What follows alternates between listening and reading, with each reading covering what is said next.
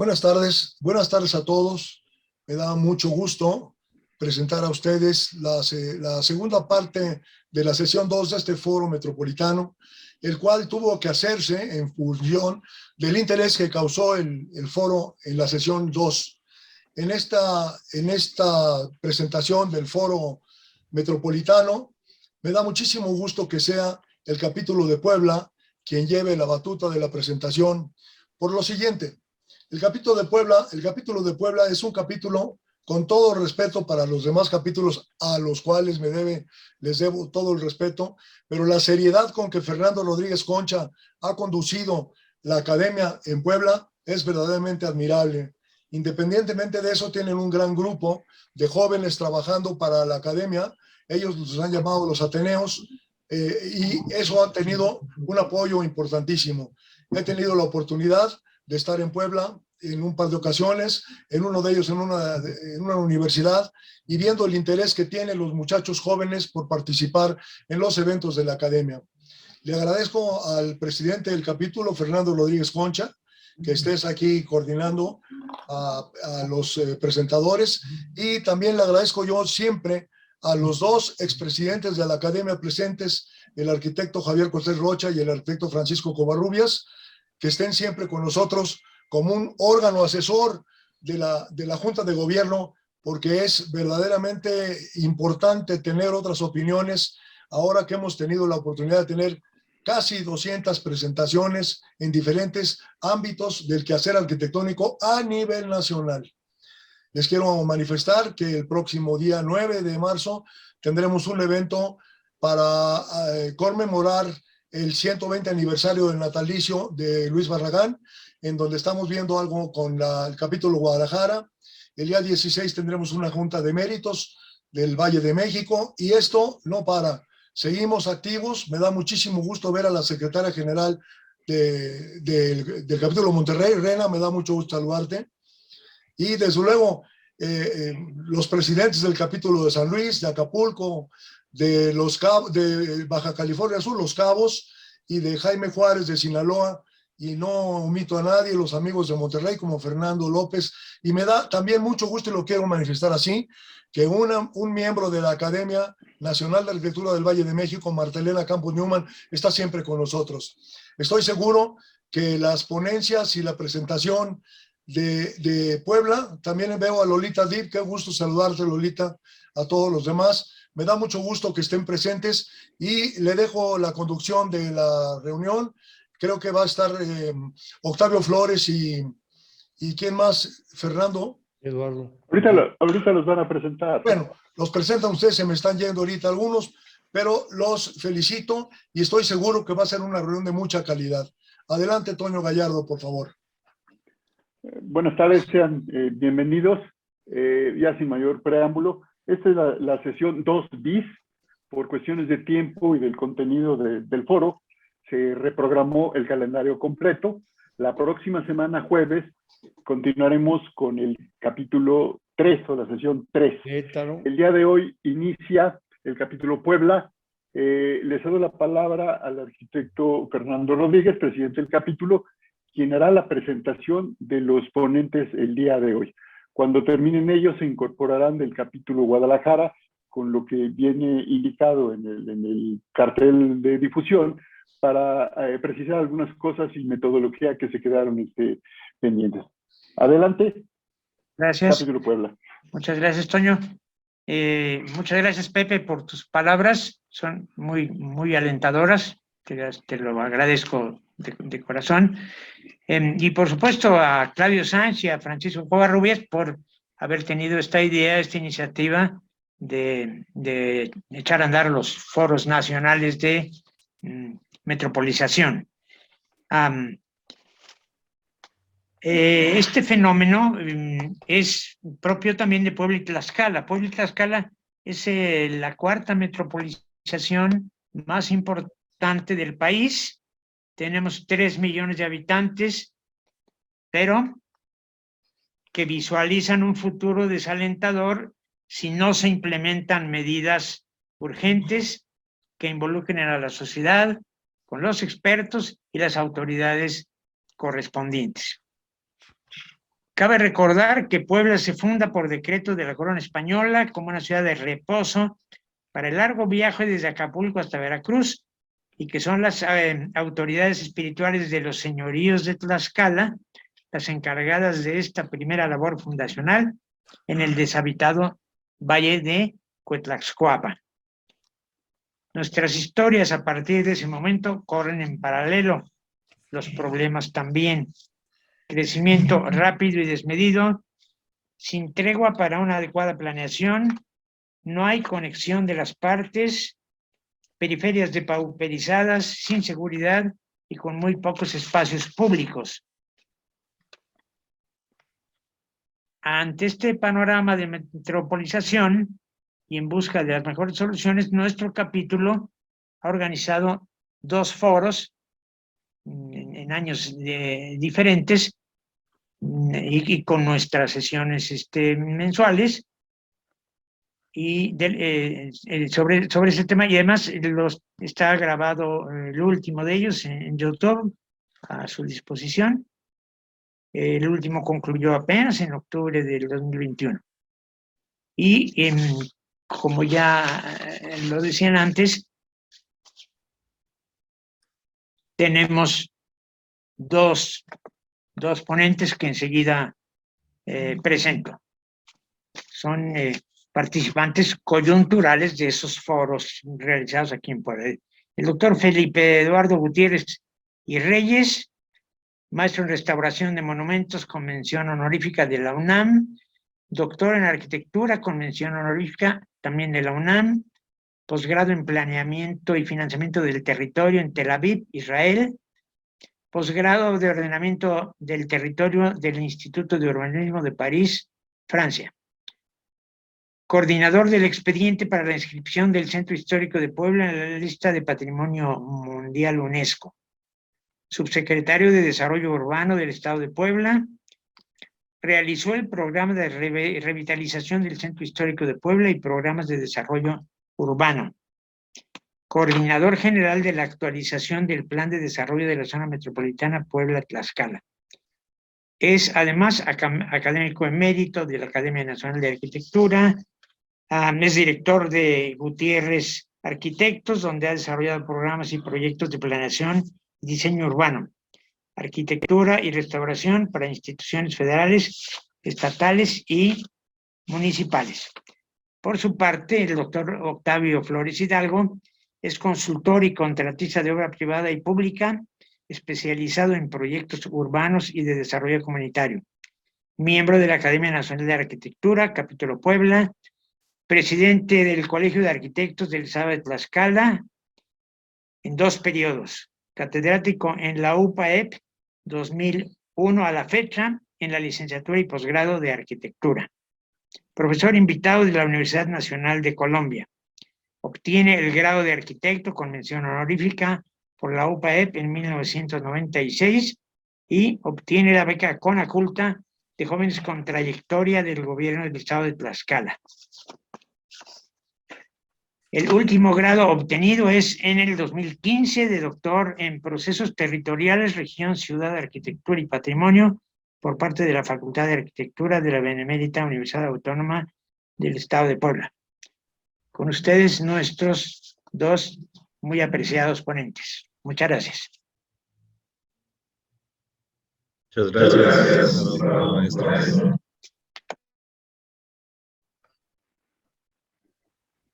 Voy a empezar a compartir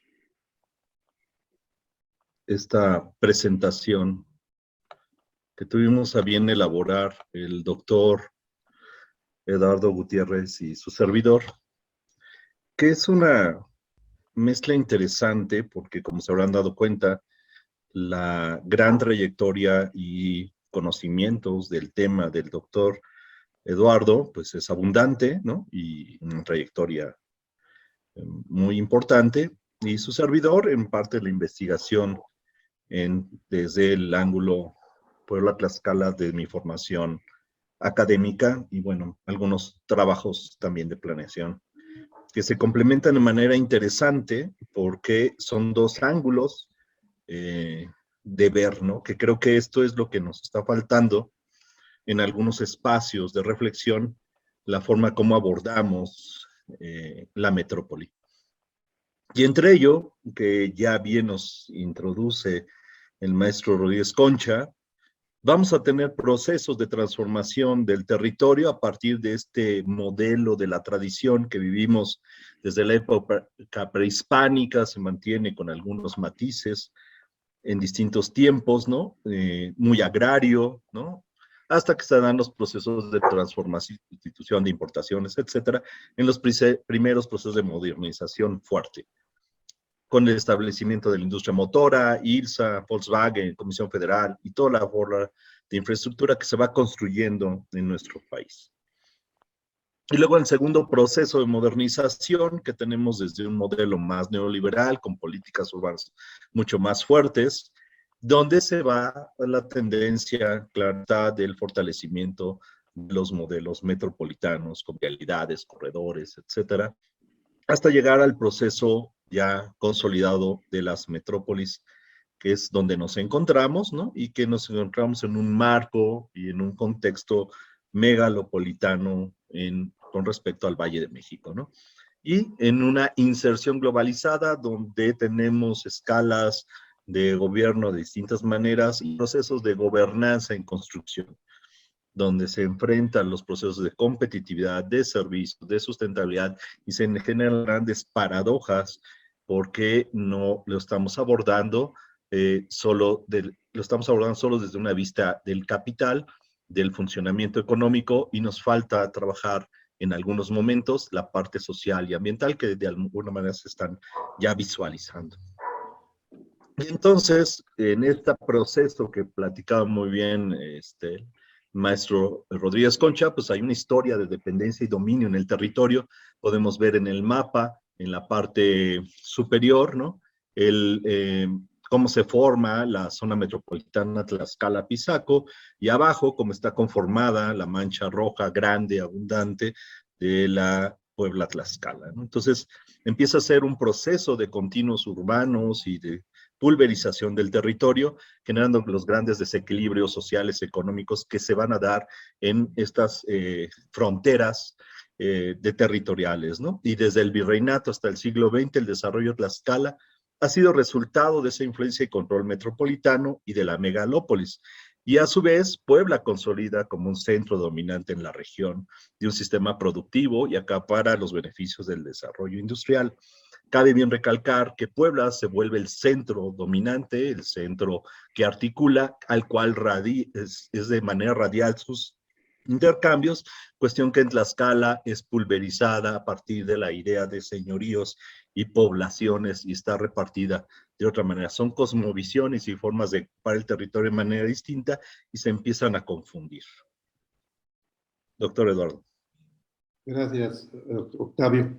Bueno, como ya mencionó Octavio, la intención fue hacer una presentación integrada de lo que pudiera ser la visión y la información que tenemos nosotros de esta zona metropolitana que es realmente conflictiva.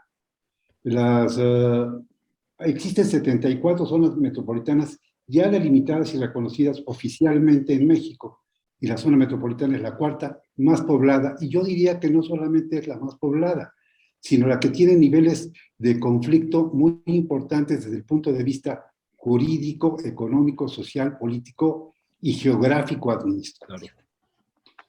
Ante este gran conflicto, porque tenemos 2 estados, tenemos 38 municipios, 20 del estado de Tlaxcala y 18 del estado de Puebla, y 2 o 3 zonas conurbadas importantísimas en Puebla, y con una dinámica del fenómeno de conurbación impresionante.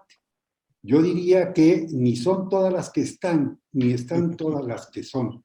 Y en ese sentido, en la reflexión final de esta presentación, quisiera hacer algunos comentarios, porque ya hemos hecho, y esto lo hemos platicado con Francisco Covarrubias cuando él era responsable de las zonas metropolitanas, con Julio García Coll, en fin, en varios foros, de que ojalá, y me adelanto en este sentido, hacer una invitación a quienes manejan la definición de las zonas metropolitanas, que no solamente se incorporaran los criterios de población de manera importante.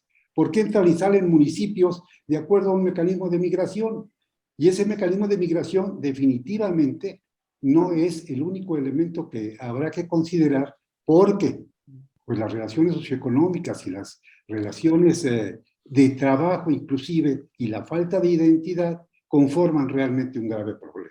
En este momento existe ya un exhorto de la Cámara de Diputados de Tlaxcala hacia la Cámara de Senadores de Puebla, y en la Cámara de Senadores de Puebla no han contestado porque están elevando una inconformidad para la definición de los límites de San Pablo del Monte.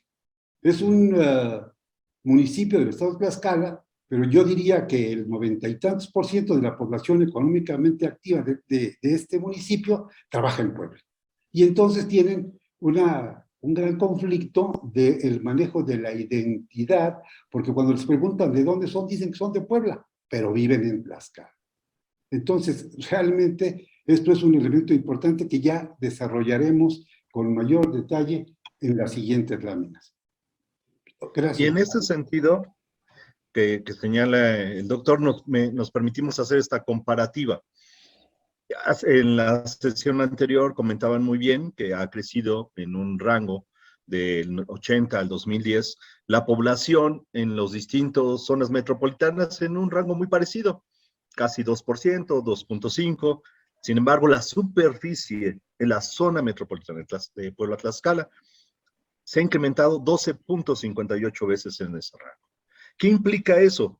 Implica una tremenda pulverización del territorio, una gran extensión y un mal manejo del suelo. ¿Por qué? Por la forma en cómo están pulverizados. Y esto que señala el doctor Eduardo con respecto a San Pablo del Monte se va a repetir hacia Zacatelco, hacia Panotla, hacia toda la colindancia de la franja de la autopista Puebla-Tlaxcala. Entonces, vamos a tener esta situación donde pues ya nos encontramos en una condensación muy fuerte, ¿no? Adelante, Eduardo. La región metropolitana de Puebla-Tlaxcala, y en este sentido estamos también incorporando a la de Huamantla, es porque definitivamente la dinámica de este fenómeno hace que las interrelaciones funcionen. Una de las, yo diría, contradicciones o puntos a considerar es que en la región metropolitana Puebla-Tlaxcala, el estado de Tlaxcala no está. El municipio de Tlaxcala, perdón, no está. Está en la zona de Apizaco. Entonces, ¿cómo es posible que un municipio tan importante, que es la capital, el asiento de los poderes del estado de Tlaxcala, no tenga esta incorporación? Bueno, fue porque en el momento en que se hizo esta definición de zonas metropolitanas con unos criterios, yo diría, un tanto cuanto parciales, pues no se plantea. Sin embargo, esta dinámica, insisto, este desarrollo ha planteado que esté todo manejado. Sin embargo, en la red de ciudades Puebla-Tlaxcala es el núcleo monocéntrico. Todo se encuentra en Puebla. Si hacemos vamos a decir, un manejo porcentual de los 38 municipios, y que quede claro, con esto no es de ninguna manera faltar al respeto a ningún municipio, ni establecer definitivamente ninguna omisión a las grandes reformas que se hicieron al artículo 115, que también, aprovecho de paso, sería importante revisar, porque fue muy valioso en su tiempo. Sin embargo, ahora, y volviendo a la problemática de esto, realmente es muy complicado trabajar con todos estos. Existe en ese sentido una gran vocación y un gran potencial para el desarrollo agrícola, económico, industrial, cultural y turístico. Tlaxcala tiene Cacastla, que es verdaderamente una joya, y Puebla, bueno, pues Puebla está considerada como Patrimonio Cultural de la Humanidad desde 1987. Es importante mencionar que en ese sentido hay un decreto presidencial que establece que la zona de monumentos de 6.9 kilómetros cuadrados contiene 2.619 edificios del siglo XVI al siglo XIX y que es, vamos a decir, en ese sentido, uno de los grandes centros históricos que ha sido inscrito en la UNESCO, manejando dos grandes rubros. Uno, su gran valor de conjunto, su traza y su manejo de edificios con valor excepcional. La siguiente, por favor. Listo. Los distintos índices, como son la pobreza, son elevados y asimétricos, acentuándose en la periferia metropolitana y en algunas secciones de las zonas que están en transición de conurbación. Aquí es importante plantear que no existe esta conexión, o sea, la red vial es absolutamente deficiente, ineficiente, inconexa, incompleta, y esto definitivamente causa graves problemas. ¿Por qué? Pues porque los municipios manejan sus propios programas, sus propias acciones y sus propias obras. Y en ese sentido no existe, desafortunadamente, y esto lo comentaré también al final, la visión metropolitana para realizar las obras, sino, y dicho sea respetuosamente, insisto, cada municipio jala agua para su molino. O sea, maneja su presupuesto de acuerdo a los compromisos de campaña, a los compromisos sociales y al interés específico de cada uno. Ahora, el grave problema en este sentido también es que carece de un marco jurídico metropolitano específico. El engranaje de planeación urbano, ecológico, normativo no existe más que en el discurso. ¿Por qué? Porque son dos estados que, de acuerdo a la Constitución, tienen su propia Constitución y se manejan como estados libres y soberanos. 38 municipios que tienen también, a través del artículo 115 constitucional, con las reformas, la definición y responsabilidad específica del manejo del uso del suelo y demás. Y si fuera poco todavía, porque no deja de ser un gran factor, se establece lo que pudiera ser el manejo del compromiso político partidista. Existen más de 7 partidos, 38 municipios, 2 estados, zonas conurbadas y constitución diferentes. Con esto es casi imposible ponerse. Octavio. Muy bien.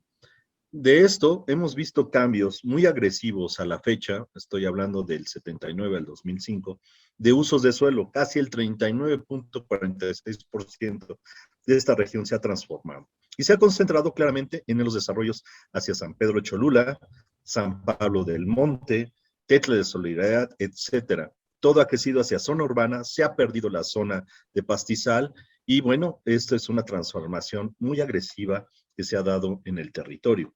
Entre ello podemos ver en este esquema cómo las densidades marcadas con las columnas en rojo es lo que hay de densidad de población. El resto vean cómo es un proceso demasiado pulverizado, donde la concentración de habitantes por kilómetro cuadrado se da en la ciudad de Puebla, en el municipio de Puebla con 109.30. Y el resto de los municipios mantienen no más de 60 habitantes por kilómetro cuadrado hasta 40. Entonces, vamos a tener unas zonas, municipios muy homogéneos en la forma de densidad contra lo que se dispara este monocentrismo que genera la ciudad el municipio de Puebla en general, ¿no?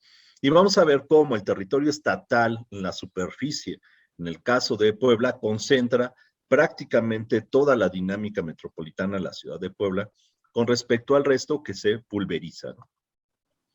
Y esto lo vemos en una dinámica y un modelo sistémico, tratando de entender todas estas redes de articulación.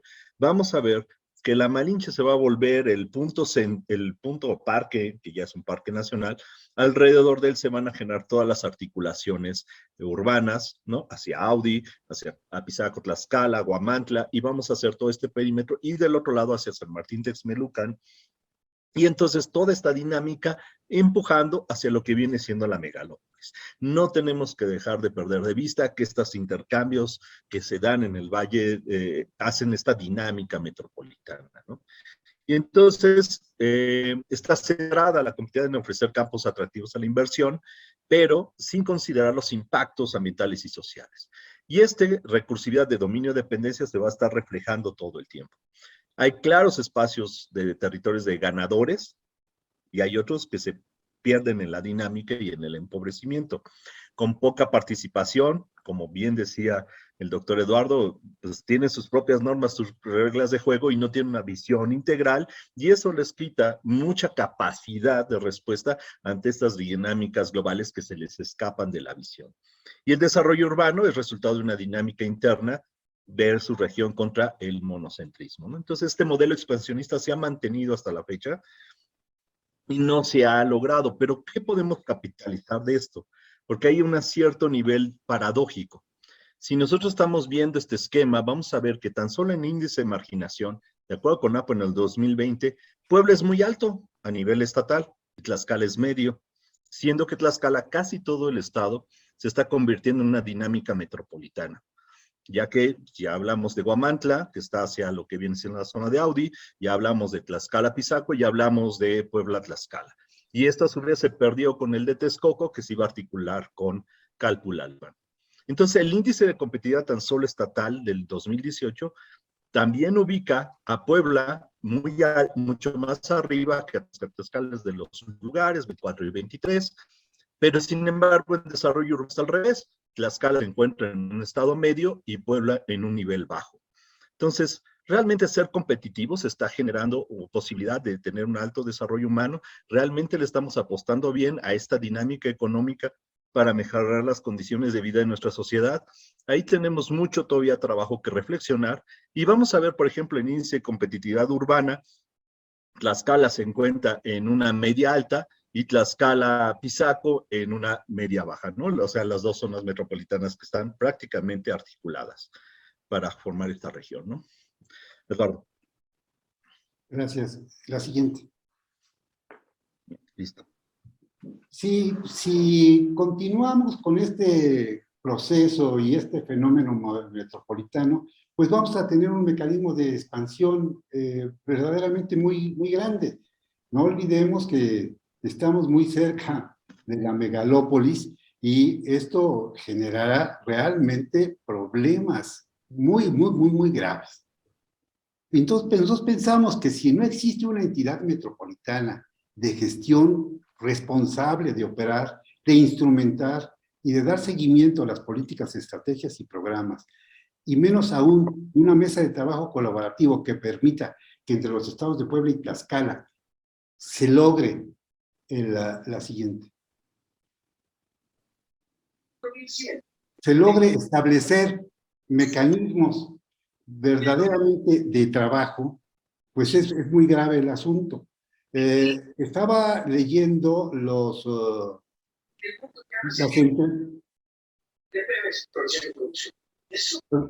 ¿Perdón? Adelante. ¿Sí se oye? Sí. Sí, Bueno, perfecto. estaba leyendo las entrevistas que hicieron a la directora de vinculación metropolitana del SEDATU y establece que en fecha próxima se va a trabajar para manejar un convenio. También el señor subsecretario Daniel Fajardo, en una de sus entrevistas menciona que se está intentando tener acercamientos para impulsar este desarrollo. Yo creo que es en ese sentido muy importante su labor, muy respetable, pero sin embargo es importante mencionar que ese discurso, desafortunadamente yo llevo oyéndolo ya varios años. ¿Por qué? Porque falta la continuidad de los programas. Falta en un determinado momento también establecer este mecanismo de visión metropolitana para atender todo este asunto. Yo creo que si tenemos 74 zonas metropolitanas y abarcamos una gran cantidad del territorio y una gran cantidad de la población, la propuesta sería que se trabajara como un sistema nacional de metropolitanos, como un proyecto de país en su respectivo, con su respectivo desarrollo, reconocimiento jurídico. Para que esto también funcione, sugeriríamos que debe formar parte de la agenda de la Federación, de los estados, de las metrópolis y de los municipios. En una reunión reciente, la semana pasada, en San Andrés Cholula, aquí en Puebla, con motivo de acciones preparativas para la reunión Hábitat, la intervención del actual presidente municipal, Eduardo Rivero, mencionaba exactamente que una de las grandes carencias es la falta de continuidad. Y él mencionaba también que él había sido presidente municipal hace algunos años y que los programas y las acciones que él había manejado, desafortunadamente, se habían interrumpido, se habían cambiado y se habían modificado. Él sugería que se llevara también ahora al Hábitat este mecanismo de manejar la continuidad y establecer responsabilidades específicas y compromisos y metas y mecanismos de evaluación para que se pudiera plantear esto. La siguiente. La siguiente. Aquí, cuando Les pido hablamos... a todos apagar su micrófono y nada más dejarlo abierto al ponente o a los dos ponentes para evitar sonidos de fondo que estamos escuchando. Aún a los perros metropolitanos. En ese sentido, yo Gracias. creo que establecer también los mecanismos de participación ciudadana son importantes porque si no vamos a tener problemas, vamos a continuar con los problemas de gobernanza. Y yo diría que se está trabajando mucho en este sentido, pero desafortunadamente la ley, y esto también lo ha mencionado, creo, el arquitecto Covarrubias, y se ha mencionado muchas veces, tardó mucho tiempo en ser aprobada, discutida y manejada. Y se modificaron los artículos 31, 32 y 33. Pero me voy a permitir leer una... ¿Podría pasar a la siguiente?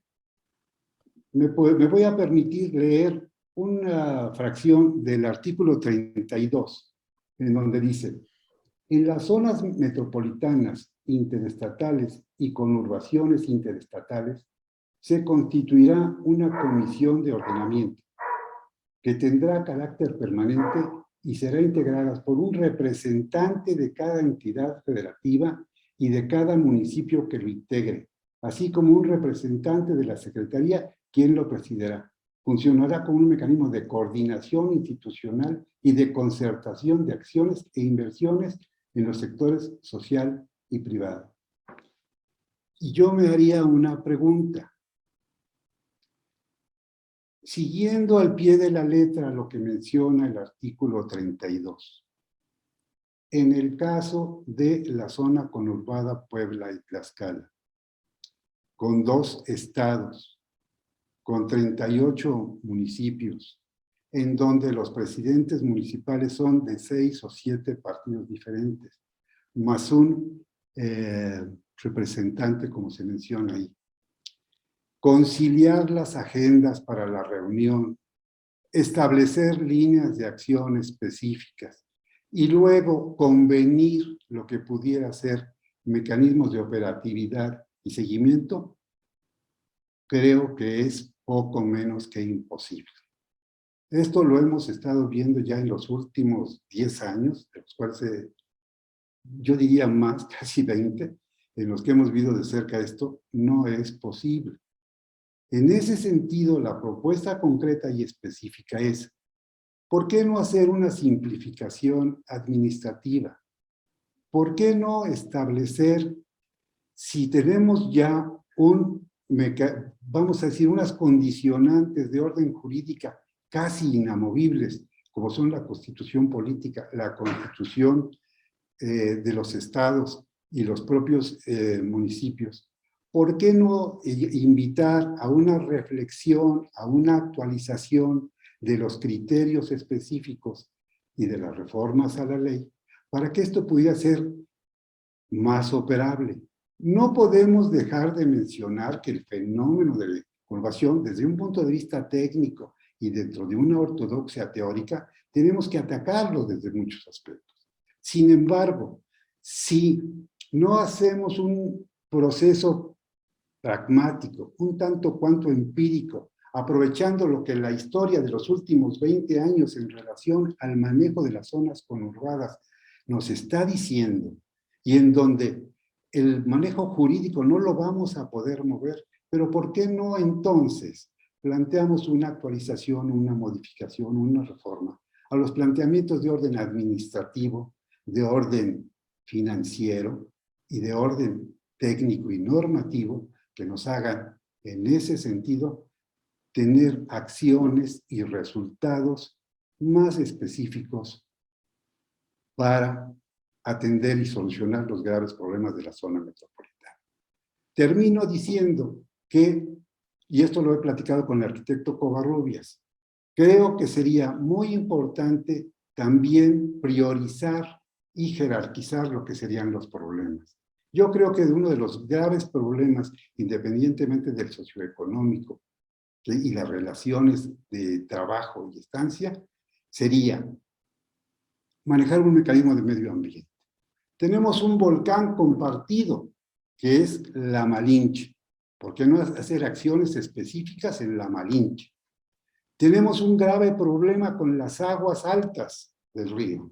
¿Por qué no hacer un programa específico de atender las aguas arriba de Tlaxcala para poder tener aguas limpias en Puebla? Porque las aguas que se limpian en Puebla en un determinado momento siguen ensuciando si vienen aguas arriba. ¿Y por qué no establecer también un mecanismo de movilidad que en un determinado establezca conexiones más específicas para tener resultados más adecuados y tener un desarrollo metropolitano más equitativo, más justo socialmente y más humano? Gracias por su tiempo y por este mecanismo de poder plantear ante ustedes esta visión que tenemos de la zona metropolitana específica de Puebla y Tlaxcala. Gracias a la Academia.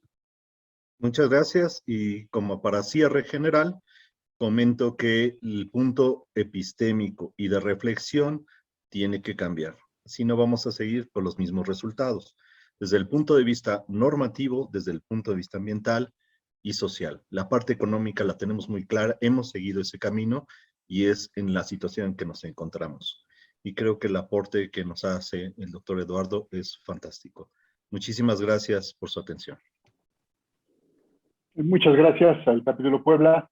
Yo le preguntaría a Fernando, y a manera de propuesta para que escuchen los asistentes, si sería el momento de que hubiera alguna pregunta, algún comentario, lo registramos, se puede contestar, o lo dejamos para posteriormente que presente su complemento del capítulo Guadalajara.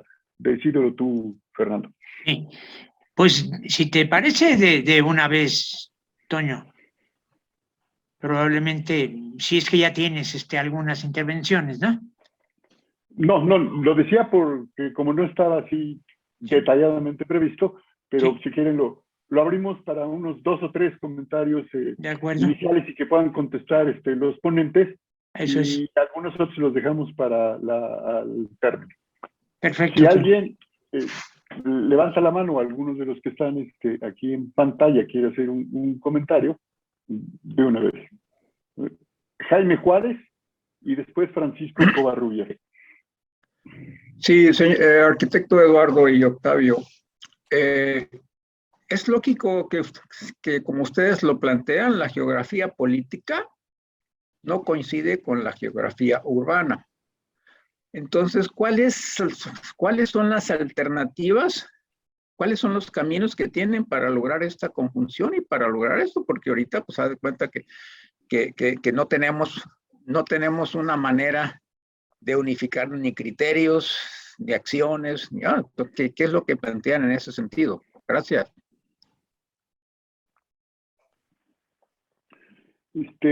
Podrían contestar y después le damos la palabra a Francisco Covarrubias. Adelante, Lalo. Sí, no podemos olvidar que la división político-geográfico-administrativa es arbitraria totalmente.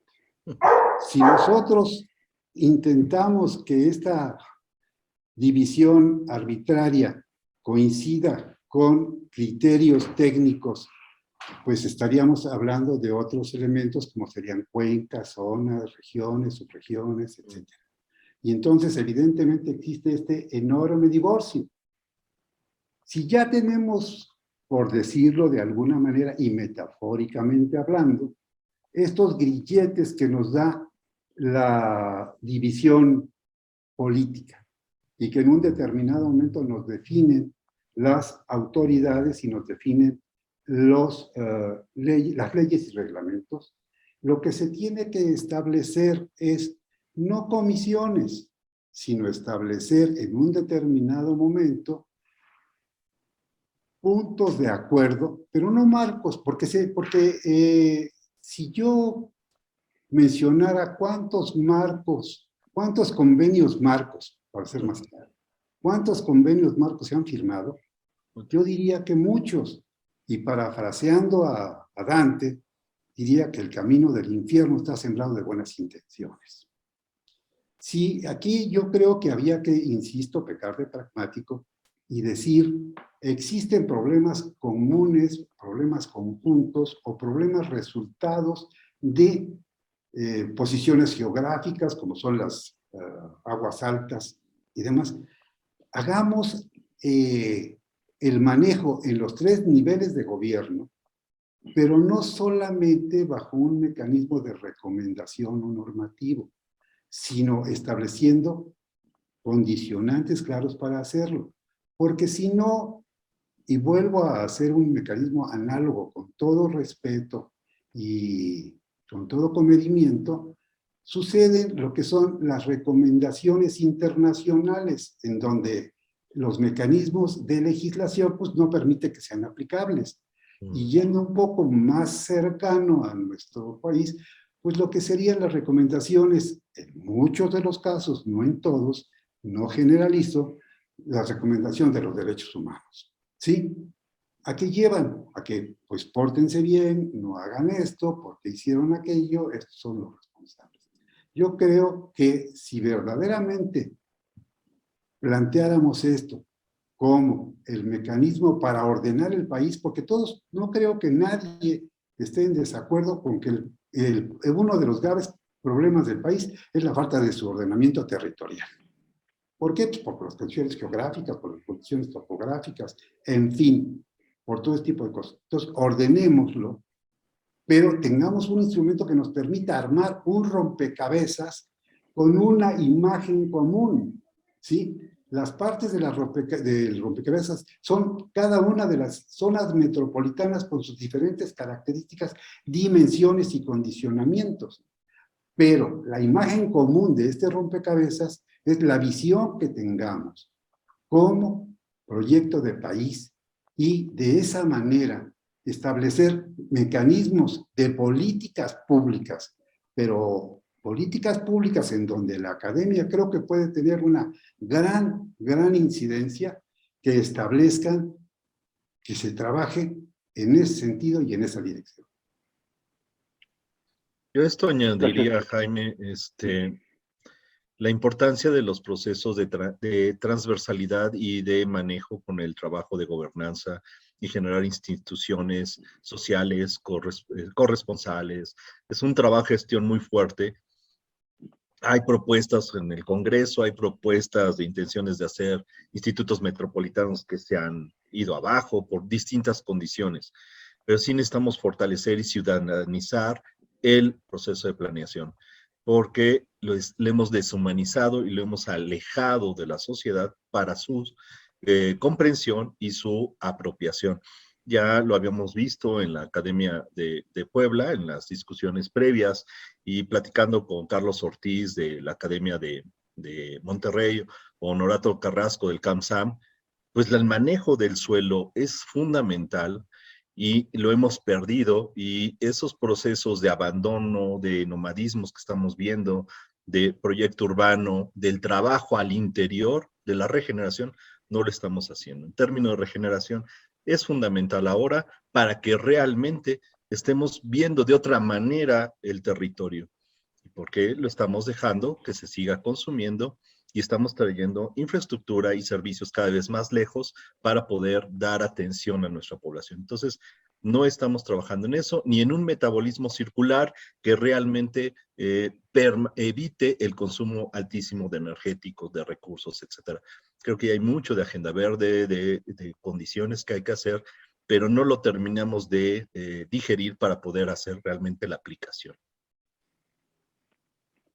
Gracias. Francisco Covarrubias. Micrófono. Mi micrófono. No sé si ya. Adelante.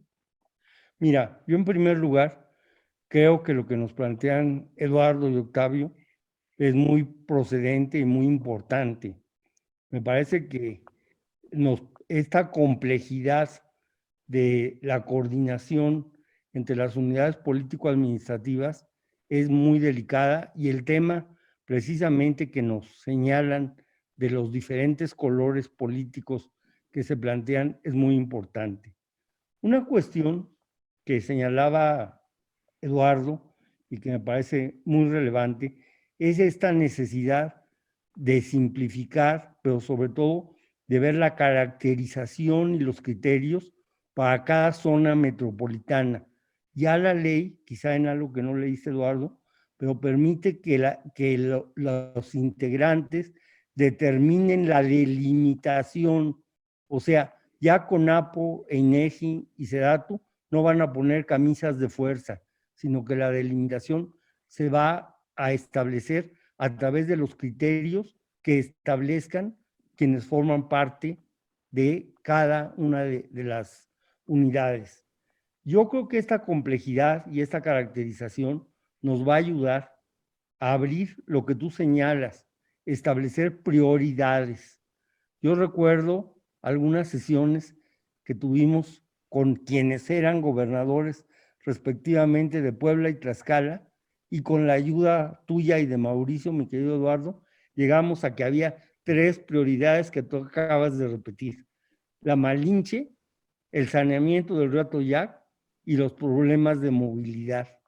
Y yo creo que ahí está uno de los aspectos básicos para poder entender esta situación. Me parece que lo que tú señalabas también de las prioridades nos debe llevar a una imagen objetivo y a ver en esa imagen objetivo cuáles son las decisiones de la Comisión de Ordenamiento del Consejo Metropolitano como puntos específicos que pueda apoyar la Federación con inversiones federales, municipales y estatales, como en el caso de Guadalajara. Y por el otro lado, me parece también muy relevante que la ley ya es bastante categórica en cuanto a los consejos de participación.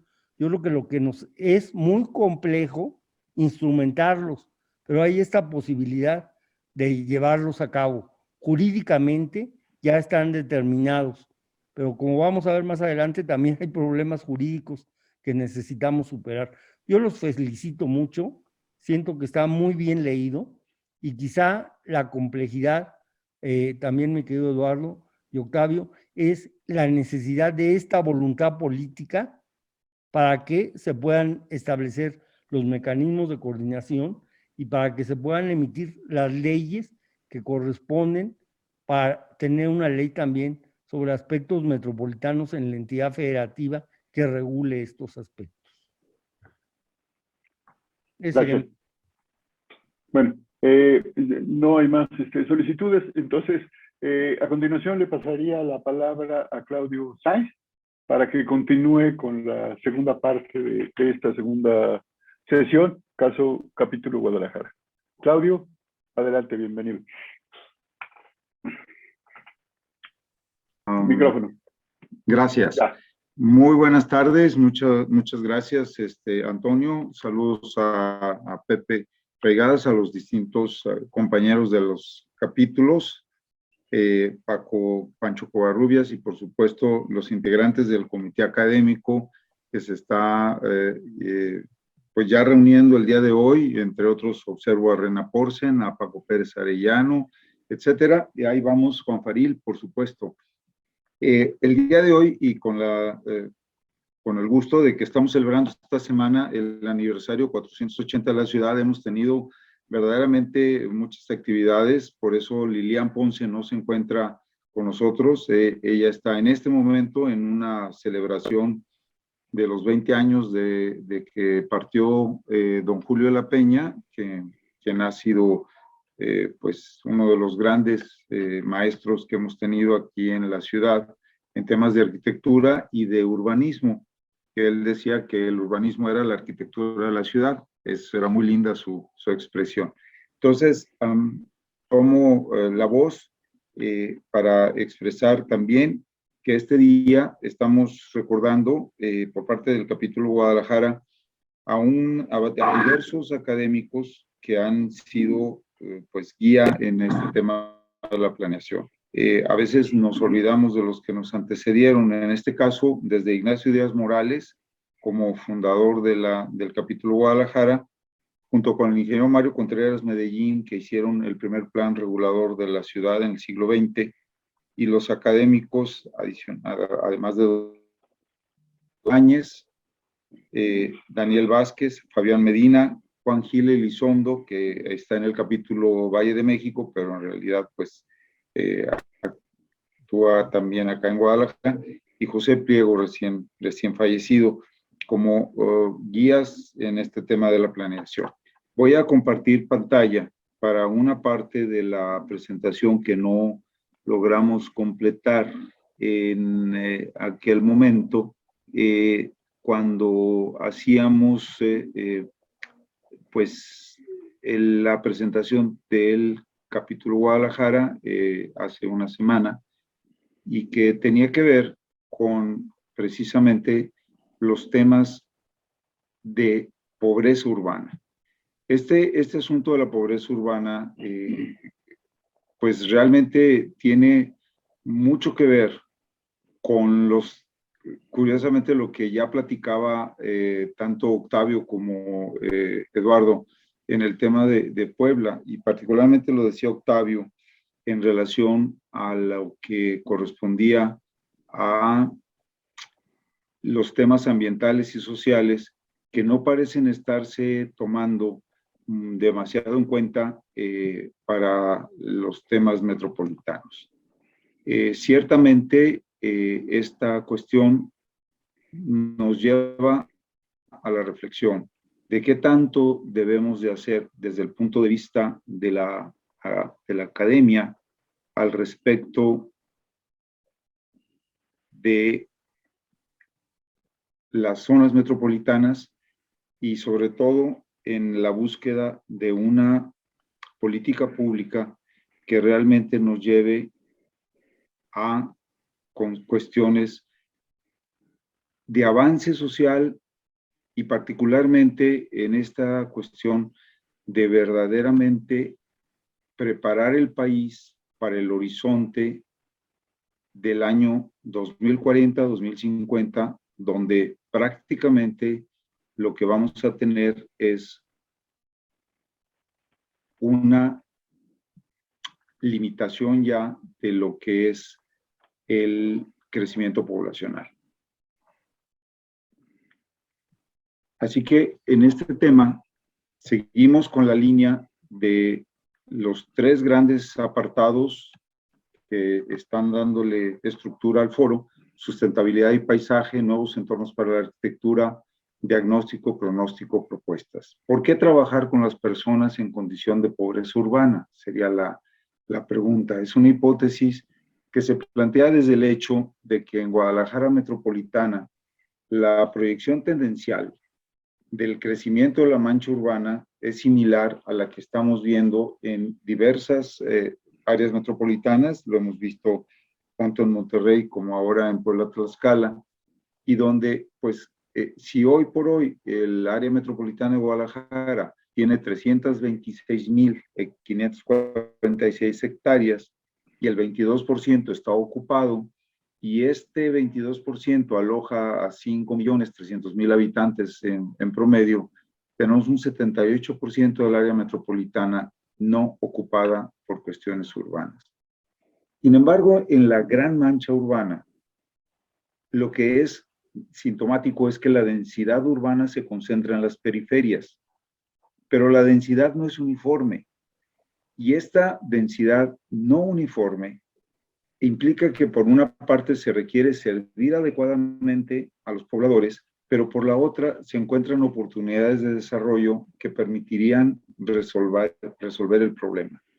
Cuando nos acercamos un poquito a la traza y vemos cómo la ciudad, al ir creciendo hacia la periferia, al irse extendiendo hacia la periferia, va ocupando territorios que son los que tienen esta relación urbano-rural, pero también cómo los patrones de desarrollo nos llevan del lado izquierdo de la pantalla a ver los esquemas tradicionales de urbanización que generaban densidades más cercanas a la condición humana.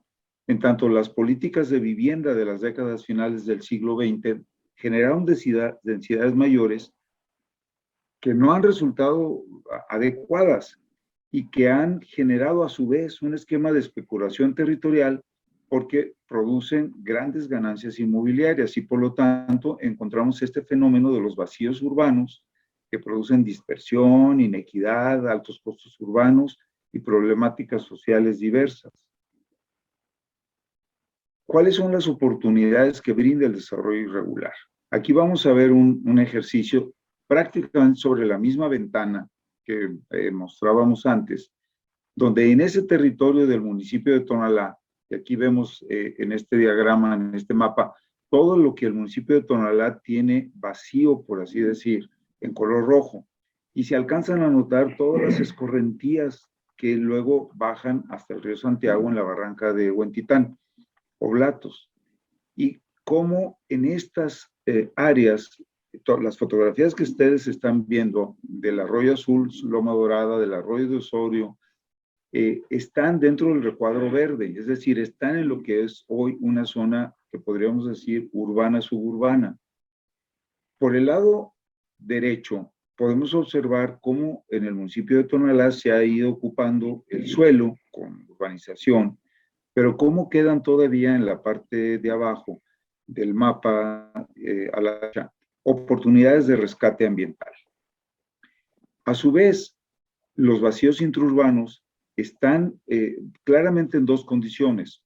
O hay vacíos urbanos con tierra agrícola de alto valor, o bien hay vacíos urbanos que se están generando meramente por especulación.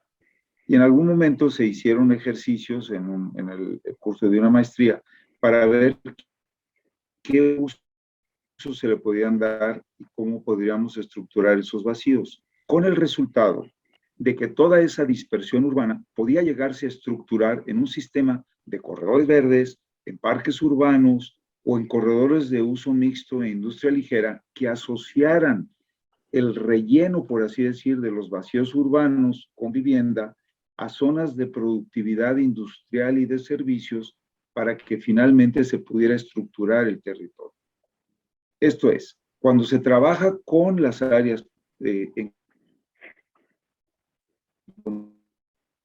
condición de pobreza o de irregularidad tradicional. ¿Sí? Se está cortando. Aquí, caray. Espero que se mejore. Se recuperó. Ok. Entonces, aquí lo que estamos observando y se reflejó en la presentación de Puebla. Cuando se habla de los temas de coordinación, pudiéramos ver en la parte derecha de la pantalla, la flecha que sube de color azul, un poco más fuerte, cómo necesitamos políticas públicas integradas entre los tres estamentos de gobierno, pero igualmente la participación social, que es hoy un tema que se habla mucho, pero al cual los gobiernos parecen tenerle miedo. Por otra parte, necesitamos que los programas académicos y profesionales integrados por las diversas especialidades se integren para poder llegar a este concepto de planeación multisistémica en la que los diversos temas se interrelacionen mediante tecnologías de la información y sistemas de información geográfica, para poder llegar a lo que llamaba Octavio regeneración urbana, mediante la regularización de todos los conceptos integrados, el medio ambiente, las cuestiones jurídicas, los servicios públicos y un entorno saludable. Y esto nos lleva, y esta es una propuesta, para que la academia empiece a trabajar en conceptos de planeación multinivel que implican la coordinación institucional y que podrían llevarnos a una gobernanza permanente del proceso. Vamos a ver brevemente el caso de una colonia que se llama Santa Paula y de un territorio que tiene que ver con el arroyo de en medio, así se llama esta escorrentía, que producen opciones para nuevos entornos para la arquitectura, el urbanismo y la sustentabilidad ambiental, social y económica. El espacio de la irregularidad social, económica, tiene altos costos ambientales. Por lo tanto, es inherente el diseño de planes y programas de actuación a mediano plazo.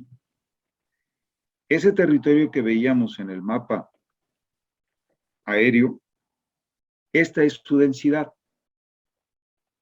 Es una densidad solo baja, bajísima. Estos son territorios ingobernables.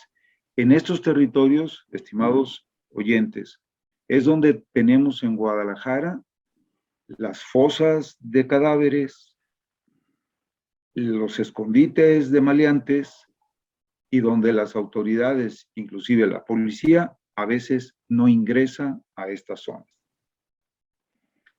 Pero además, por si fuera poco, estas áreas, y de acuerdo al Atlas de Riesgo Metropolitano, son los que tienen problemática de riesgo grave por inundaciones recurrentes, ya que esta irregularidad urbana ha ocasionado que el arroyo de en medio, que justamente corre por esta parte del territorio, pues ocasione, por bloqueos de las escorrentías, etcétera, esta situación de riesgo. Enfocándonos a una parte de este territorio, podemos ver cómo hay esta condición de vacíos interurbanos. Debo decirles que en Guadalajara, con todo y que es una de las ciudades de mayor calidad de Producto Interno Bruto por persona, en Guadalajara, en 2 años, del 18 al 20, hemos incrementado la población en condición de pobreza de 2.285.000, o sea, del 40% de la población a 2.633.000. Estamos hablando ya del 50% de la población. Y esta es la realidad territorial de estos espacios.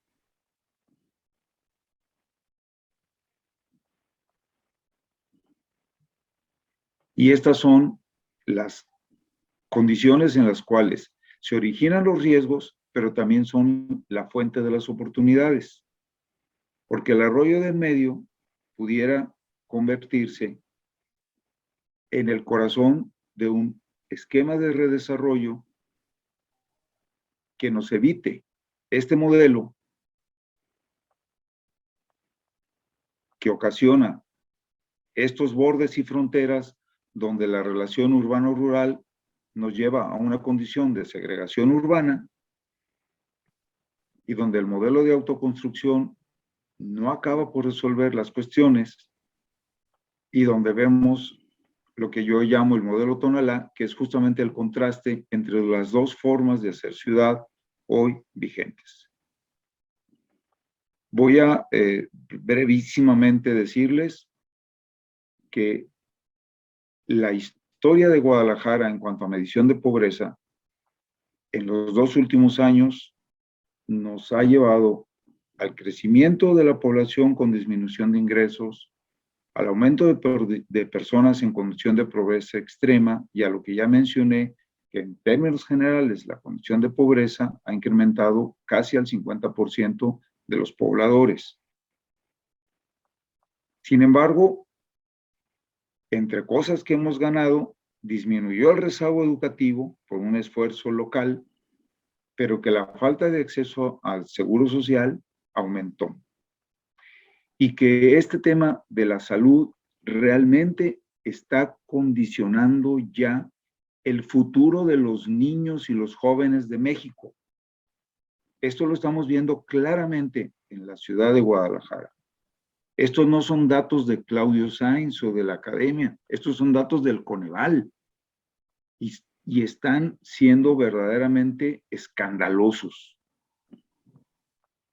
Por otra parte, si las personas en condición de pobreza se localizan en estos asentamientos en el borde urbano, en los que la irregularidad urbana y la carencia de servicios se añade a las condiciones de baja de ingreso y de carencia de acceso a derechos básicos de alimentación y salud, con los temas de inseguridad ciudadana adicionados, pues si queremos que este país prospere, realmente tenemos que hacer algo con estos territorios que son similares en las 12 ciudades que estamos atendiendo en el foro.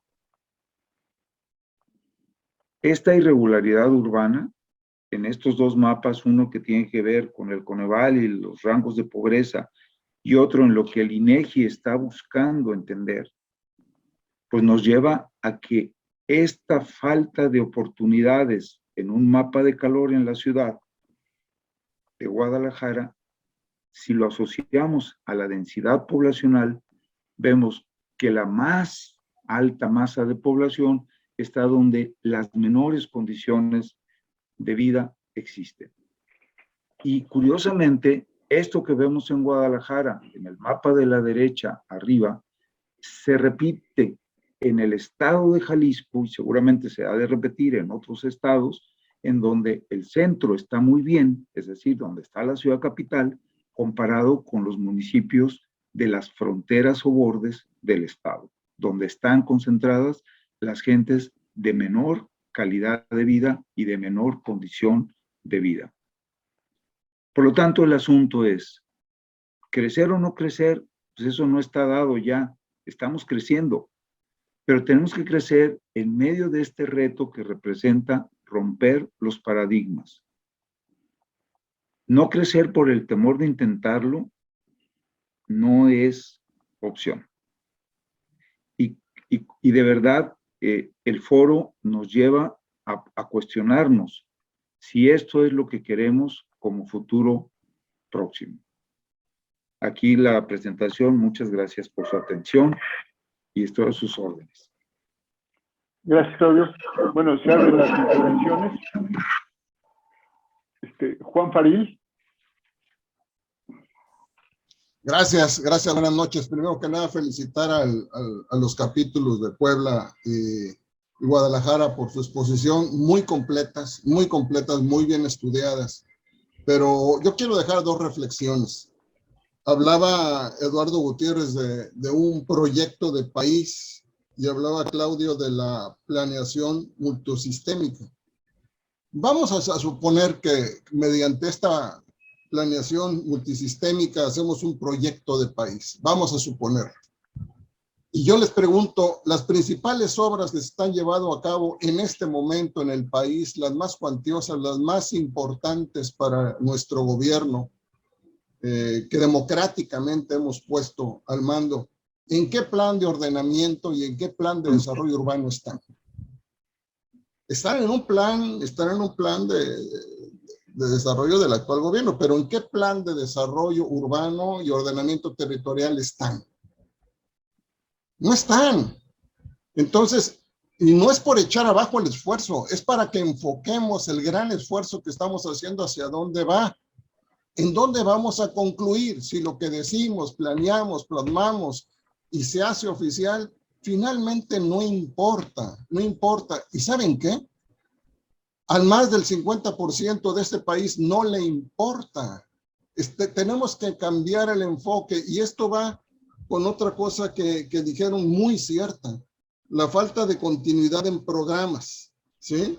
La gobernanza, decía Claudio, la gobernanza permanente. Y la ley que tenemos nos habla de las comisiones metropolitanas y la misma ley dice que estas comisiones metropolitanas están conformadas y así se interpreta nuestra ley estatal aquí en Guerrero con el 90% de funcionarios públicos, federales, estatales, municipales y un representante del Congreso. Y solamente el 4% son 2 académicos y 2 profesionistas. Yo creo que es demasiado importante el asunto de la gobernanza, del desarrollo urbano y del ordenamiento territorial para dejárselo al gobierno solamente. No, por eso no hay continuidad, ni va a haber continuidad.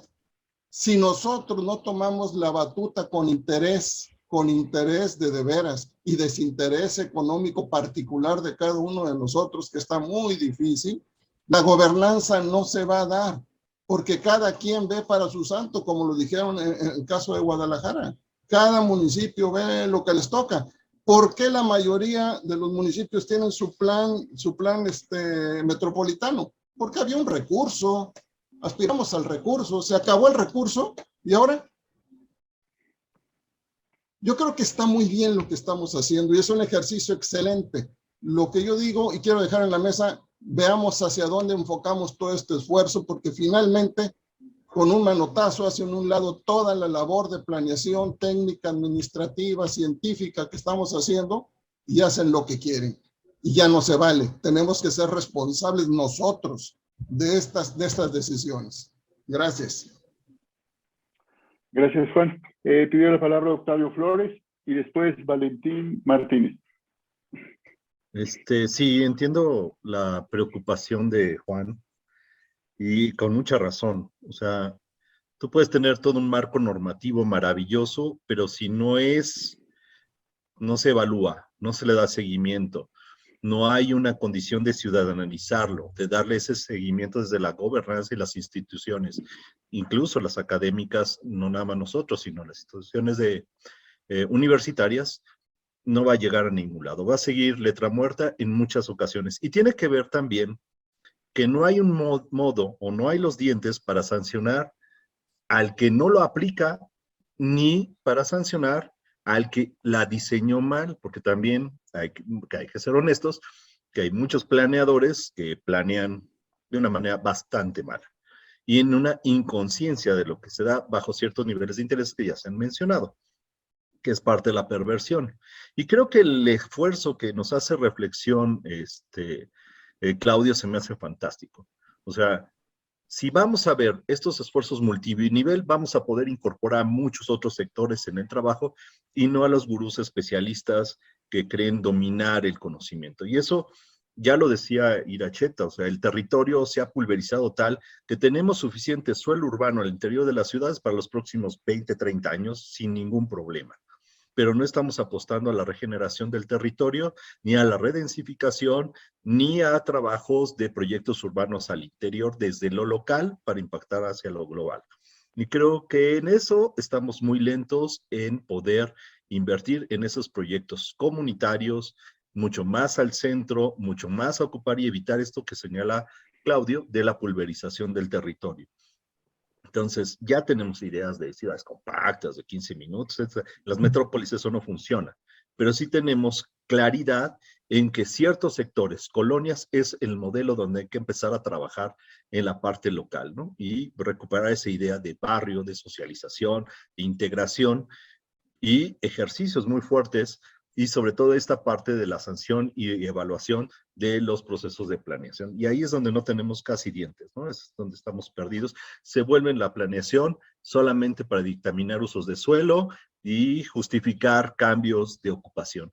Y ya se vuelve lo que decía un amigo, el doctor Reyes Vícite, la ciudad se vende. Entonces ahí hay que tener mucho cuidado en cómo lo vamos a ir abordando, socializando, y provocando nuevas formas de abordar la metrópolis, porque como la hemos hecho hasta ahorita, se nos está yendo de las manos. Valentín Martínez. Sí, buenas noches a todos. Un saludo de aquí, desde Monterrey. Soy presidente de la Sociedad de Urbanismo, Región Monterrey, y también soy académico de número del capítulo Monterrey.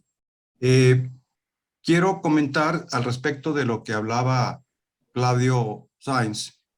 Muy interesante, y aquí en la Sociedad de Urbanismo acabo de publicar un libro sobre el futuro de la ciudad de Monterrey, apegado a los Objetivos de Desarrollo Sostenible de la ONU, la Agenda 2030 y efectivamente el objetivo 11, comunidades y ciudades sostenibles, la meta número 1 es controlar los asentamientos irregulares, dotarlos de servicios públicos, de equipamientos, y con eso ir trabajando de la mano también con otras dependencias para acabar con la inseguridad pública, dotar de fuentes de empleo a todas esas comunidades. Es la meta número 1 del objetivo 11 de comunidades y ciudades sostenibles. El gobierno de la República firmó el compromiso con la ONU para mitigar el cambio climático y cumplir con los objetivos de la Agenda 2030. Y la meta 1 del objetivo 11 es esa. Las comunidades en la periferia con grandes problemas de accesibilidad, de servicios públicos y de equipamiento educativo y de salud. Y bueno, el libro que en su oportunidad me gustaría mostrárselos, la meta 2 es cómo apoyar el transporte urbano sostenible. La meta 3 es ordenar la periferia, y así cada uno hay 11 metas a cumplir. Y bueno, pues todos los ciudadanos tenemos que apoyar a los gobiernos y la academia sobre todo a cumplir con la Agenda 2030 de la ONU. Así es que está a disposición. En alguna oportunidad, si quieren, les puedo mostrar en forma muy sintética los capítulos del libro sobre los Objetivos de Desarrollo Sostenible de la ONU. Muchas gracias. Gracias. ¿Alguna otra intervención en particular? Claudio. Sí, gracias. Aprovechando el momento, ver con Jorge Galván, si fuera posible que en el periodo que vamos a hacer el seminario taller, precisamente integráramos una presentación de Valentín para todos los capítulos, coordinada por, pues, ya que están en la academia, para entender este tema de cómo Monterrey está enfocando la Agenda 2030 de la ONU, porque es verdaderamente un compromiso. Hablando de lo que decía Juan Faril o lo que comentaba Octavio, pues es que si el gobierno de México firma compromisos a esa escala con, por ejemplo, la Organización de Naciones Unidas y luego no las cumple, pues nosotros somos los que le tenemos que exigir al gobierno que lo haga. Es decir, yo creo que lo que tenemos que hacer es hacer valer el Estado de Derecho que nos rige, y nosotros mismos hemos sido, pues, por lo menos omisos de exigir las responsabilidades a quien corresponda. Creo que ese es el único camino que podemos seguir, ¿sí? Y aprovechar esa oportunidad. Muchas gracias, Valentín, por supuesto, por las notas, y Octavio y Juan, les comentaré que tomo nota muy clara de lo que ustedes nos han aportado y tienen toda la razón. Muchas gracias. Gracias. Gracias, Claudio. Bueno, yo vuelvo a preguntar si hay alguna otra pregunta o comentario para tratar de llegar hoy a algunas conclusiones de cara a la siguiente sesión, que se registren por Claudio y por los coordinadores para lo que sería la relatoría final. A ver, levantó la mano ahí Eduardo Gutiérrez. Perdón, cuando levantan la mano en la pantalla, estoy en la pantalla y la lista de acá del icono de la mano. Adelante, Eduardo. Bueno, solamente un dato adicional. En una de las entrevistas también que se le hizo al señor secretario Meyer, dijo algo que la verdad es importante e impactante. Él mencionó que más del 53% de los municipios, o sea, más de la mitad, no cuentan con planes y programas actualizados. Entonces, en ese sentido, podemos estar diciendo que tenemos una planeación, si es que existe, pues atrasada, caduca, obsoleta, y evidentemente con datos y cifras que no corresponden a la realidad. Yo creo que una de las acciones importantes, y además la ley establece que hay un lapso, hay un periodo específico para que después de que se aprobó la ley, los estados y municipios tienen que estar llamémosle en orden, actualizados. Creo que un trabajo importante, una propuesta que sería adecuada, salvo su mejor opinión, es que se actualicen todos los planes y programas, que se revisen, para que en un determinado momento este mecanismo de visión metropolitana esté integrado e incorporado en ellos. Porque si no tenemos un instrumento, si no tenemos una base, pues vamos a tener mayores problemas. Si ya llegamos a tener esta actualización, pues tendríamos una plataforma sobre la cual poder hacer propuestas, sugerencias, peticiones, actitudes y demás. Entonces, concretando, hay que actualizar la planeación del país. Gracias, Eduardo. No sé si Francisco Covarrubias pudiera redondear esto para después hacer algunos comentarios que yo he recibido por otras vías que ustedes deberían tomar en cuenta, si no necesariamente contestar hoy, para las siguientes. Tu micrófono, Francisco.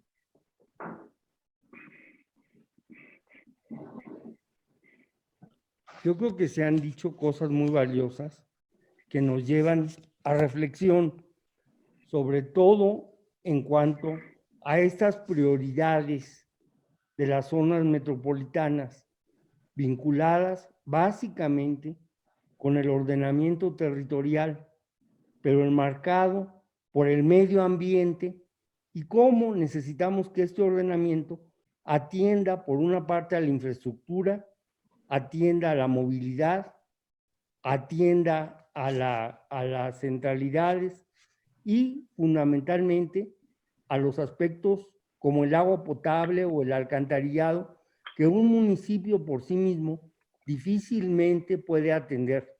Uno de los grandes problemas que muchas de las zonas metropolitanas tienen actualmente es el poder tener un recurso suficiente y tener un mecanismo de saneamiento suficiente.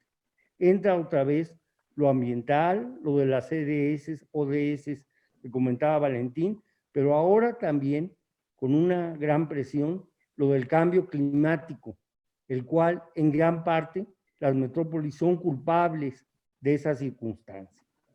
Un segundo aspecto es cómo atender dentro de esas prioridades a las áreas postergadas. Creo que lo que señalaba Julio es fundamental. ¿Cómo mejoramos la calidad de vida, tanto en la vivienda como en su entorno, de las áreas que tienen más bajos niveles y que tienen una potencialidad y que ya se van a incorporar? Dentro del plan o dentro de los estudios que estamos haciendo del Valle de México, vemos que ya tiende a estabilizarse.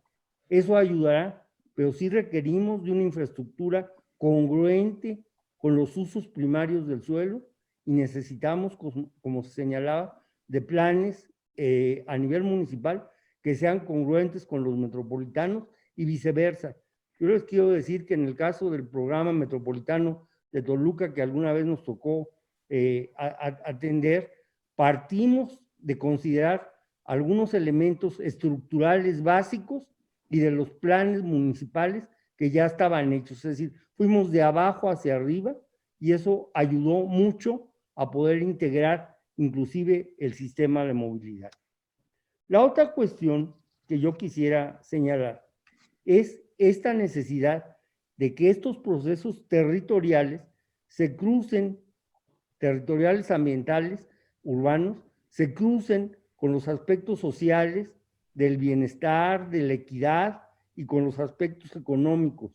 O sea, en el Valle de México estamos en una crisis económica muy importante que nos está llevando a un estancamiento, sobre todo en la actividad industrial, y que es muy relevante. Un segundo aspecto que me gustaría tratar es por qué la situación que les comenté en el Valle de México se ha vuelto más compleja. Fundamentalmente, la base jurídica parte de la legislación de asentamientos humanos, pero adicionalmente tenemos que tomar en cuenta el artículo 122 constitucional que se refería al Distrito Federal y que transformó a la Ciudad de México en Ciudad de México.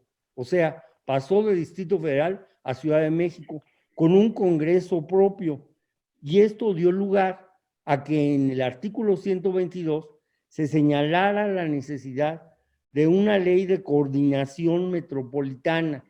Entonces, uno de los puntos que ha generado esta situación compleja es que esta coordinación metropolitana se pudo ver con el Senado de la República, inclusive en la etapa de transición entre las dos administraciones, y a partir de ahí se logró que los congresos locales de la Ciudad de México, el Estado de Hidalgo y el Estado de México elaboraran un proyecto de ley que se mandó al Congreso de la Unión y que ahí fue aprobada en comisiones, pero que nunca ha sido aprobada por el Pleno. Entonces necesitamos que ese proyecto de ley camine. Ya ahorita hay cierto interés por integrarlo. Por otro lado, se emitió, como ustedes saben, la Constitución de la Ciudad de México, y esta se denomina una Constitución de leyes. No la voy a pasar. Yo creo que nos lleva más tiempo, así platicadita nos lleva menos tiempo. Entonces, esta Constitución que habla de una ciudad de derechos está dedicada en un 60% de sus textos a la ciudad. O sea, está dedicada a fenómenos urbanos que regula y determina como derechos. Y uno de los derechos, en el artículo 19, es la parte metropolitana y obliga a una coordinación metropolitana, pero estableciendo ciertas condiciones de equidad, y establece que será para mejorar la habitabilidad, la sustentabilidad y la calidad de vida. Entonces, ha habido una negociación para integrar este proyecto de ley de la zona metropolitana del Estado de México y del Valle de México, y a su vez para ponerlo en práctica. Hoy hubo una reunión entre el director, que son nuevos instrumentos, entre el director del Instituto de Planeación y Prospectiva de la Ciudad de México, que lo determina la Constitución, y el secretario de Desarrollo Urbano del Estado de México, para tratar de integrar ya un instrumento de planeación metropolitana integrado. Entonces, estos elementos pues han condicionado de alguna manera esta situación. Es decir, necesitamos que se apruebe el marco jurídico, que se instalen los instrumentos de coordinación, que se establezca la ejecución de los programas sectoriales que están en la propia ley y que se actualice el programa de ordenación de la zona metropolitana. Por otro lado, este es un tema, y otro tema que les quiero comentar, que es importante y quiero que nuestros amigos de Monterrey sepan. El pasado lunes 14 se presentó el fallo a una controversia constitucional que presentó el municipio de Guadalupe, el cual cuestiona si puede no formar parte de una zona metropolitana, en tanto que la zonificación que ellos establecen dicen que está condicionada o cuestionada por el modelo, así se utiliza la palabrita, modelo metropolitano. La ministra ponente, en este caso Yasmín Esquivel, dio razón al municipio, pero en el Pleno no obtuvo la unanimidad. Entonces, el municipio de Guadalupe puede aplicar o puede no formar parte de los instrumentos metropolitanos, aun cuando este recurso fue aprobado o fue elaborado por el anterior gobierno municipal, no por el actual. Y no sé si se mantengan los colores y se mantengan los principios, pero había una controversia que se transformó en una controversia constitucional sobre si es obligatorio para el municipio participar en las instancias metropolitanas. Esta es la novedad de esta semana, que nos parece compleja. Vemos que hay dos cuestiones que pudieran subsanarlo. Por una parte, que el propio 115 constitucional permite que los municipios y los gobiernos de los estados se coordinen fundamentalmente para fines de elaboración o ejercicio conjunto de actividades relativas a su desarrollo urbano. Y también el principio que sigue en la Constitución de cuando existen este tipo de fenómenos metropolitanos y de conurbación. Entonces yo creo, en síntesis, que nos estamos acercando a una situación muy compleja, en donde realmente la academia y otras instancias académicas deben actuar como instrumentos de conciencia crítica de la importancia de cómo integrar esta circunstancia.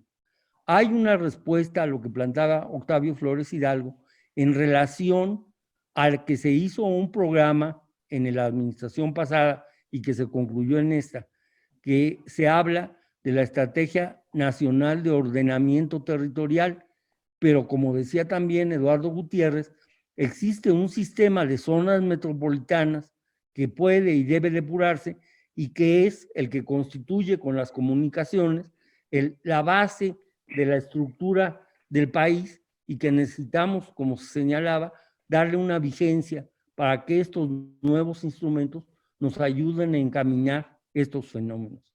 Entonces, en síntesis, yo diría, primero, hay o debe haber una serie de prioridades, de manera que pueda dividirse o reconocerse qué está en el ámbito metropolitano y qué está en el ámbito local. Segundo, que en el Valle de México tenemos una cierta camisa de fuerza. Y tercero, que instituciones como la academia pues tienen la posibilidad de tener una participación y una movilización de actividades tendientes a que estos esquemas puedan volverse operativos y que son a partir de la participación de la sociedad y de una conciencia crítica de entes como la academia, como estas cuestiones pueden llevarse a cabo. O sea, yo creo que este momento de reflexión es un momento muy importante y creo que las aportaciones que hemos recibido, no me he referido a las aportaciones de Claudio de hoy, pero me parecen también muy relevantes. Creo que vamos en un camino que nos puede llevar a una visión clara, tanto en lo nacional, en lo territorial y en lo estatal y en lo metropolitano, de nuevos mecanismos que nos permitan hacer operativa esta serie de circunstancias, cumpliendo desde luego la normatividad con la que tenemos que enfrentar. Ese sería mi comentario. Director Regadas. Bueno, quiero confesarles que cuando el arquitecto Covarrubias y el arquitecto Claudio Sáenz de Guadalajara los menciono por orden alfabético, no porque sea uno antes que el otro. Cuando nos hicieron la propuesta para organizar estos foros metropolitanos, incluyendo los talleres que siguen, fue precisamente con ese objetivo. Francisco Guerrero nos habla de que tenemos que tener una conciencia crítica y tenemos que ser, que para mí es muy importante, el hecho de que los talleres y el análisis de las zonas metropolitanas de toda la República puedan sacar conclusiones, recomendaciones, sugerencias, propuestas concretas. Por ejemplo, la semana pasada veíamos que en Monterrey el 96% de la población del estado de Nuevo León está asentado en la zona metropolitana de Monterrey. Y hoy con la presentación de Eduardo Gutiérrez, de los dos, que estuvieron muy bien, estamos viendo que la zona metropolitana de Puebla y Tlaxcala es la cuarta zona más importante del país. Pero sin embargo, en esta serie que van a ser todos los jueves del Foro Metropolitano, pues vamos a analizar la zona metropolitana de Los Cabos y La Paz, o la zona de Baja California Sur, o como le llamemos, y la zona de San Luis Potosí, y la zona de Acapulco, y la zona de Cancún. Queremos ver qué es lo que podemos hacer ahora. Lo más importante es que podamos presentar un documento, unas recomendaciones, conclusiones o propuestas, porque la academia, como lo dice Covarrubias, tiene la calidad moral y profesional para poder, pues valga el término, obligar a la autoridad de nuestro país para decir lo que se tiene que hacer. Eso es definitivo, porque no puede ser que otro tipo de profesionales sean los que estén manejando el espacio público. Los arquitectos, los urbanistas, los planificadores, somos los que sabemos manejar el espacio público y el ordenamiento territorial. Para eso nos formaron las universidades y politécnicos e instituciones de educación superior. Precisamente sabemos, pero todo lo que hacemos se queda entre arquitectos. Entonces, en esta ocasión, el objetivo de los talleres, de los foros metropolitanos, con Claudio Sáenz y con Francisco Covarrubias, tienen que arrojar resultados positivos que le llevemos a la autoridad. Me parece que lo de la ministra Esquivel el día de este lunes en la Suprema Corte de Justicia, somos nosotros los que podemos rebatir exactamente por qué el municipio de Guadalupe se quiere segregar de un municipio conurbado con una conurbación natural. Entonces, sí es la academia la que tiene la responsabilidad y además la capacidad, como les digo, moral, intelectual y profesional para poder hacer propuestas al gobierno que sea, al actual o al que siga, para un programa como les señalaban ustedes para el 2030. Tenemos que planear cuando menos a 30 años, cuando menos, si no es que a 50, y todo a nivel local y después a nivel de la República Mexicana. Es todo, muchas gracias. Toño. Gracias. De algunos comentarios que he recibido entre las varias sesiones y algunos otros que me llegan directo por mi calidad de secretario, iba a decir de escribano, resulta que hay algunos que consideran, porque hay una serie de actividades enormes, amplias, en todas las ciudades, en todo el país y en todos los capítulos. Mencionó Octavio Flores que vieron algo con el colegio, allá en Puebla, en Tlaxcala, a Honorato Carrasco, que es presidente del Colegio de la Ciudad de México y también es académico. Y también tiene un desempeño de docencia importante en la Facultad de Arquitectura. El arquitecto Key recomendaba, para que lo tomaran nota, que también la academia pudiera tener esa interrelación con otras instancias académicas y profesionales. Cada una tiene su ámbito de actividad o de presencia, pero es importante para lograr una unidad en donde se puedan tomar acuerdos efectivamente de unidad. También hay algunas diferencias. Si la academia es o debe de ser una conciencia crítica, ya lo dijo Pancho Covarrubias, es también con otras instancias. Y en esas otras instancias hay que considerar a las instituciones de educación superior que tienen áreas específicas de investigación y propuestas. Y ojo, muchas desarrollan trabajos profesionales, contratan trabajos profesionales, lo cual, en mi caso personal, les puedo decir que no estoy muy convencido de que pudiera ser así, porque eso es una competencia desleal al ejercicio de la profesión. Eso que lo defiendan los colegios. Pero a veces me da la impresión que consciente o inconscientemente estamos construyendo un nudo gordiano. Y si ustedes recuerdan, Alejandro Magno, cuando se presentó, le acercaron a conocer el nudo gordiano, y dijo, ¿cómo desharía usted el nudo? Y él lo hizo con mucha inteligencia, sacó su espada y rompió el nudo gordiano. Entonces, mi recomendación sería no crear más nudos de los que ya tenemos. Y si no se puede desanudar algo, bueno, entre varias instancias como crítica, no necesariamente o directamente del gobierno, sino del Estado y de la sociedad, pues rompamos el nudo. Y entonces esa sí sería una propuesta verdaderamente innovadora desde la academia del siglo XXI con miras al siglo XXII. Para darle la palabra ahora a Claudio para que nos indique qué sigue del programa el próximo jueves y que anoten en su agenda que pues, prácticamente ya están, iba a ser alternado un jueves y un jueves, ¿no? Les doy unos datos de numeralia. Estuvimos presentes el día de hoy 32 asistentes. 6 somos del Valle de México. Pues sí, porque somos más. Me preocupa entonces que sean tan pocos del resto de los capítulos, pese a que están presentes por lo menos un representante de 9 de 13 capítulos. Esa es una tarea que los presidentes tendrán que trabajar en cascada con el resto de los miembros de la academia, particularmente con los que les debe interesar el tema metropolitano de este foro, porque algunos esperan, ya nos han preguntado, ¿cuándo vienen los siguientes eventos de arquitectura de manera específica? Pero si recurro a la frase que nos recordó Claudio, de que el urbanismo es la arquitectura de las ciudades, bueno, pues hagamos ciudades. Gracias. Claudio, si nos dices cómo viene el programa, próxima semana, 18:30 horas en punto. Hoy sí cumplimos un poquito más de hora y media, pero creo que tenemos suficiente tiempo para pensar y para hacer tareas. Gracias.